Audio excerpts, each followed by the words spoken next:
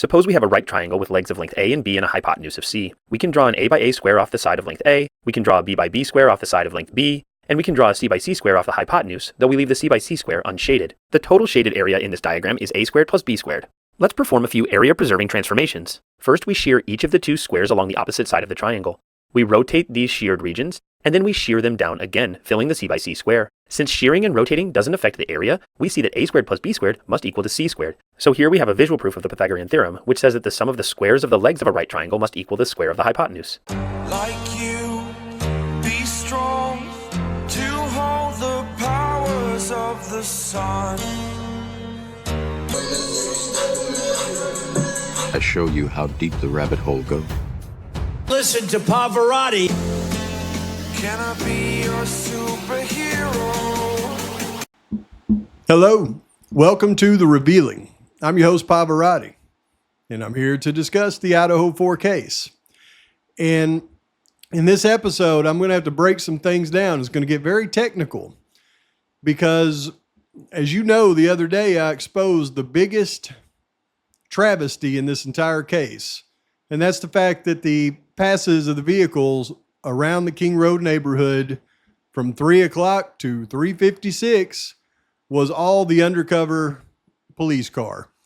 They changed the footage on the body cams on the Bandfield stop, and later on with the frat boys with the signs, and they manipulated the time frame on their body cam footage.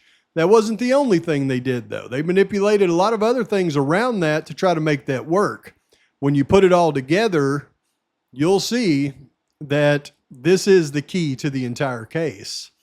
Now, some people have gone out there and they've worked the other way and they've tried to disprove that. I give them full credit for trying to disprove it. But if you work the other way and you try to prove it, it actually makes more sense. So that's what I'm going to do in this video, is I'm going to prove it. Not just me, but I'm going to prove it with the help of my wonderful investigative team, which is none other than you all. And I'll highlight a few comments along the way that assisted me in doing this. So when you look at what really went on, there's only a few things that you have to manipulate to make all this work. And then you think about when they released the body cam footage of the Bandfield stop. I believe it was December 29th. That was a month and a half that they had to make things match up the best way they could. Linda Lane didn't get released until after that. And you can bet that Linda Lane, I don't remember when Linda Lane was released, to be very frank with you, but they had enough time to take the footage of Linda Lane, snip it, cut it, splice it, to try to make it match up, turns out, to the Bandfield stop. That was their main goal of all the missing footage and the splicing and everything else in Linda Lane. And I'll show you that in this video. But when you put all that together, it also leads to one striking thing. And as I'm going to show you at the end of this video, when you apply proper investigative skills to this case, and you find out the truth like we have, as I'm explaining, there's one final thing that's going to come to play. And that is they had the assailants on video this entire time. I just discredited it, discarded it, threw it to the side the entire time because it didn't match up to the other facts in the case.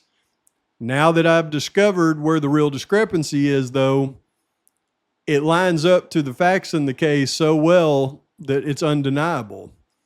If you apply the proper time to the Bandfield footage, guess what time the four figures that are seen running behind the officers in the Bandfield footage actually happened? 4:19 a.m. That makes that footage very, very valuable. And what I'm also going to show you is who is likely in that footage. Now, you're going to be tempted to think, like we have for a long time, that those assailants were actually running towards the frat house. Therefore, they're frat boys. I contend that they were running towards the frat house. Doesn't mean that they went in the frat house. When you look at the topography of the area, assailants running towards the frat house would be expected if they were going to get picked up in front of the frat house on the road that leads them out of town. You got to put two and two together. And here's something that I want everybody to understand. I see irresponsible creators out there right now doing exactly what I asked everybody not to do. I specifically said, hold off of accusing Jack Showalter, Jack Decor, Cole Berenberg. I said those three specifically because there's no doubt that those are three of the assailants that the defense was going to name as alternative perpetrators. The fourth was likely Brent Kopacka. I know beyond a shadow of a doubt with no uncertainty that one of the alternative suspects that Ann Taylor was naming in that sealed doc was Jack Decor. I found information in these docs that prove that. However, as I said, when the alternative perps came out, I do not believe that they put out the alternative perp document clearly naming who they believe their alternative perps were. Because when you go through and you look, they excluded Decor and Berenberg with the DNA under Maddie's fingernails. It's in the docs. I'm quite certain we're going to find later on where they cleared Showalter. Maybe not. But here's the thing. When you start at this point, we just got the first document dump. That's the first one. There's going to be a lot more coming. They're working on redacting it now. After our period for Koberger to be able to file his appeal is up, the judge said he was going to wait until that 42 days was up. Then he would start releasing the sealed documents in the case.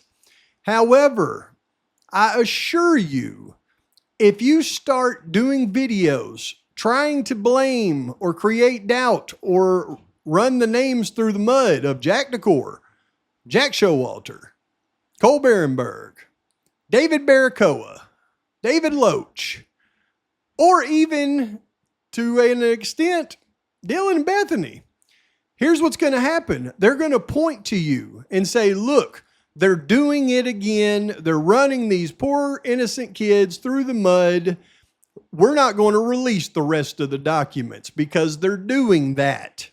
So I implore all of the creators out there to just bite their tongue and hold off on doing that so that they don't let them not give us this information, because that is what will happen.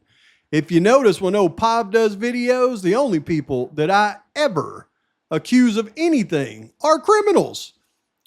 99% of the time, they're criminals that are currently incarcerated. That's why I don't get videos taken down. Think about it.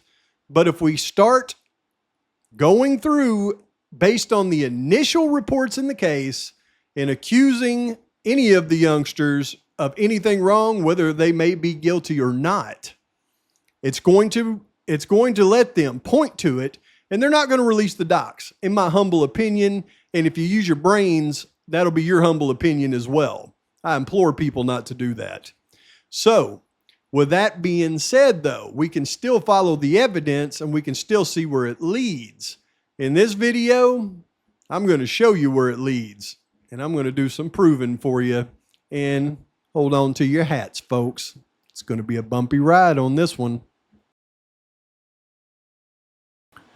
Remember, to make this work, all they have to do is manipulate just a few things on the Bandfield footage first, such as the body cam, and then correlate that with a couple of things on 1320 Linda Lane footage, followed by the 1330 Linda Lane footage, and then finally a few line items in their report.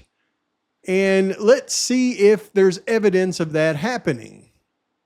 The first thing you would have to manipulate is you'll see this vehicle turning left onto Taylor from Blake right there.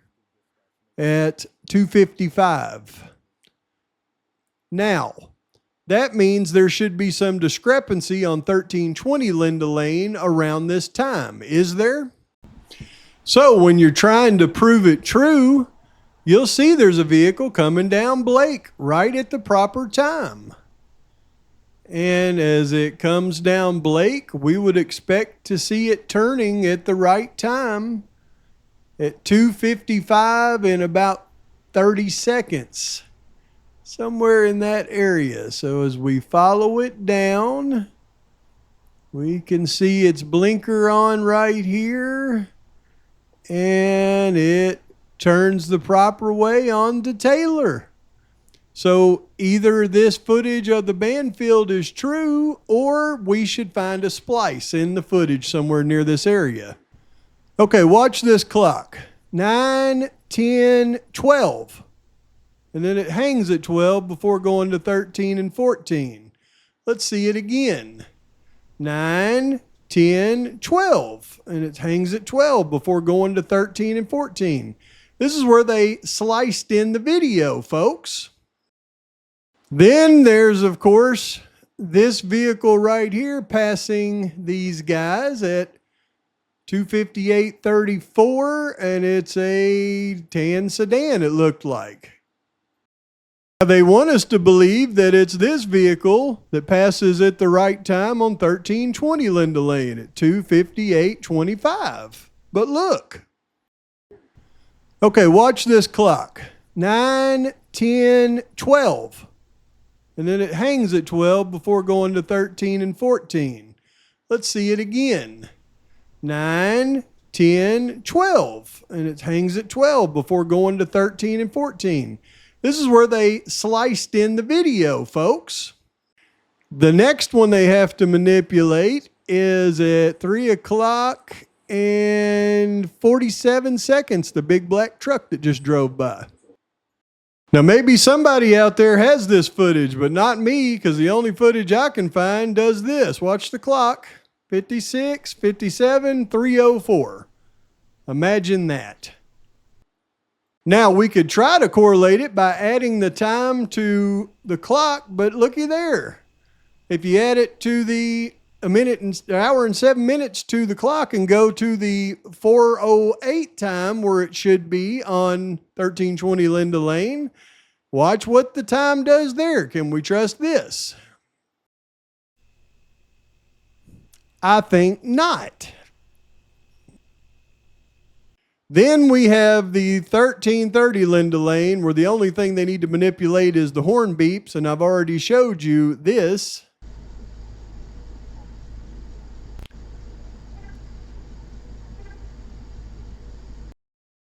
And that just leaves this incident report, where we can already see discrepancies in it. When reported 3:38, the Bandfield stop. According to that, it looked like it was starting at 2:54, and it occurred between 3:18:12 and 3:38:12 and 3:38:12. We know that's not right. And then when we look over here at the disposition date from the CAC, it was on December 1st, and that I believe is about 17 days after the atrocity. And we're supposed to believe this report can't be manipulated? Yeah. Right. Thanks to one of my commenters, I know that this can be changed, and there should be evidence of it, though. That's what's great. And you can see that it says, as a dispatcher, only certain CAD software will allow you to change items in the card. We have to be given permission from admin or have admin access to change anything in the call cards in the CAD system. When we open a call for service card or a CFS, every keystroke is recorded, including times. BF was listed as complainant due to the call coming in on her phone. All the names in the docs are those who have put in requests for information. Excellent information. Thank you for that. So that tells us there should be evidence of somebody manipulating that CAD. Good job. Also, I'd like to thank my awesome friend, the Cherokee Rose, who assisted me with locating discrepancies in all of these times in the Linda Lane footage as well as the Bandfield body cam, folks. So if everything was on the level with the Bandfield body cam footage, then you wouldn't find all these discrepancies around the other footage that is meant to verify it. They had plenty of time to go through and try to match that stuff up and make it look right, but they left too many discrepancies in their way around those times for us to not know what's up. So not only will I not stop saying it, but when you take a report from the officers that clearly describe exactly what they did that evening, you match it up with the FBI's report of movements of suspect vehicle and it correlates perfectly. And then you take a statement from the DoorDash driver on the day they gave the statement, and that part of it matches up perfectly to the officer's statement, and then you can figure out what happened pretty easily and corroborate it. What you can't do is take the manipulated pieces of evidence and a report that you think can't be manipulated and then say, well, it looks like the cops lied in their entire statement. Now, how can you say that the cops lied in their entire statement and the cops are liars, but then believe that the cops won't manipulate just a few things to make those statements look right? But when you go to 1330 Linda Lane and you know from noon until at least 6 a.m., there is no passes of the undercover officers in that footage until right when it should be. 350, 357, and 356. That was the undercover officer's car, and we have proven it now twice. But here is the big reveal. Because when you add an hour and 7 minutes to the body cam footage, like should be done because that's the truth, then you get the 4 unknown subjects that were running behind those officers, and the time, when you add it to the time to make it the correct time, is 4:19 a.m., right when you would expect to see the assailants running out of that house. Apparently, Miss Mortensen may have been there and actually seen them. And she's seen them as they were leaving the house, and that would put them running past the cops at Bandfield right at the right time, just like we see in this video. 2, 3, 4, almost as though they're walking in single file out at night at 3 o'clock in the morning, actually closer to 3:12 in the morning. And as you watch those 4 figures, remember, police say the murders happened between 3 and 4 in the morning. Did those people see something? Who are they? Have police tracked them down, asked them any questions, ruled them out? So at 4:19, as they pass, you'll notice that they match the exact description of what the officer in his report described as the people he had seen heading to the 1122 King Road residence as he made his last pass in the neighborhood. And you have to look close to see one of those appears to be a female, likely with blonde hair, as we mentioned in that video that I did on this. And I said who I thought it was, but you'll also notice at least 2 of the others had on ball caps that I believe look very similar to what we see in Dumpster Guy, that we now know came past the Linda Lane dumpster at 3:15 and proceeded to the 1112 King Road dumpster at 3:20. It is eerily likely those are the assailants. I don't believe they went to the frat house. I think they went right past it to the road where they were picked up. But now I know, now you know, now we know, now we know. And look,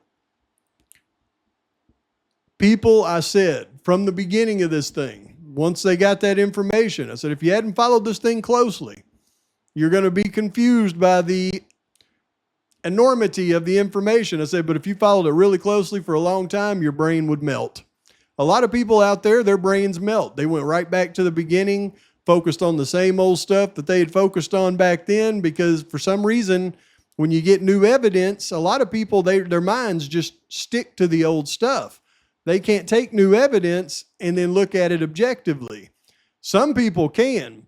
My man Dago of True Crime Cafe with Dago, I seen that he played those 2 videos that I did on this subject, and he's seen what I seen. Bravo to him. Good job, man. Y'all go check his channel out.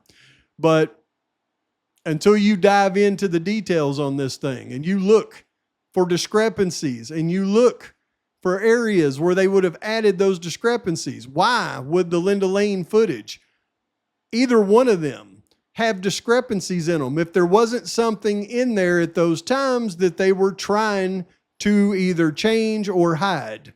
Now we know. And if you look into it deeper, you will know as well. And this is the biggest thing in this case, because this annihilates the state's case. So if you can't look at it objectively on something that's so important that will annihilate the state's case, then you've got a guilter mindset, and that's all there is to it. I have another one coming to you shortly.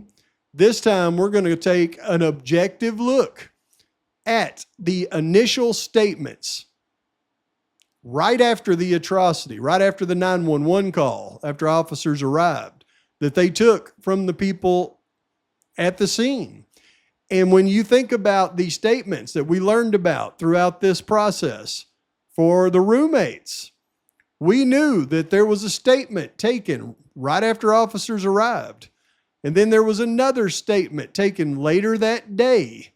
Then there was another statement taken on the 17th by Gooch, I believe. Then there was another statement taken on December 1st by Williamson. So we knew there was at least 4 statements taken by the officers of the residents, the roommates, and the other people that were there for the 911 call. What we're going to do is go to the very first one, because I think that one is the most important. And as we go through it, I'm going to try to assist everybody in clearing your mind. Forget everything you know about the case. Forget everything you know about any situation. And when you go to the very first statements, those are the ones where they're the most fresh on their minds. And we're going to look at that objectively, like we don't know anything. And we're going to keep in mind that's the freshest information on their minds. That's before they got in groups and discussed what happened amongst each other and their story changes a little bit. That's before they have 3 days they spend in hotel rooms together discussing things, like Ann Taylor said, before they give their next statement to Gooch. So to find the thing that's closest to the truth, I think you go to the very first statements. And that's what we're going to do in that video. But until then, please like and subscribe to the channel. Post your comments, thoughts, criticisms.